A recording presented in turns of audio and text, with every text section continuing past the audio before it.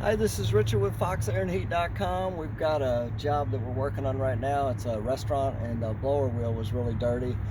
The KitchenAid had some fiberglass filters in it, and it's kind of hard to see that, but there's a lot of junk down inside that wheel. It's hard to see. There's a lot of grease on it anyways. It's kind of hard to see it around that pulley. There you go.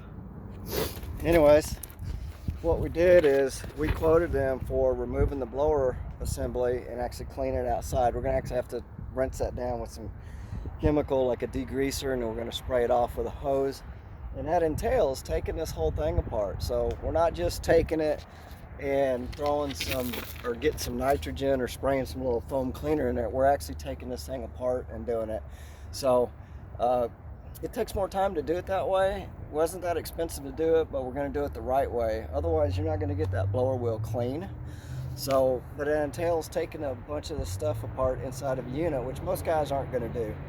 So that's the difference between doing it the good way and cutting corners. Just like when we do hail guards, it's kind of hard to see, but there's a unit over there with some slatted OEM hail guards is what we'll do.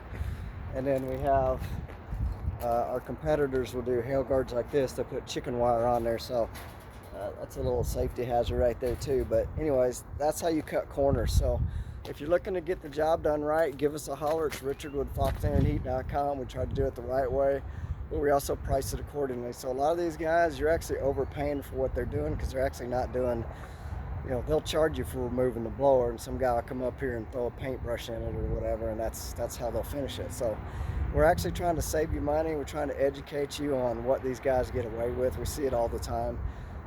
And these people, in fact, this unit over here was done with a botched up roof curb, ended up leaking water inside the space. So we had to come out, pull the whole unit, put a new adapter curb on it, so it cost them more money in the long run. So anyways, that's what you got to do, though, to do the job right sometimes. So these guys will cut corners, and it'll end up costing you money in the long run. So give us a holler. It's Richard with FoxAirandHeat.com. We'll try to do the job the right way and save you money.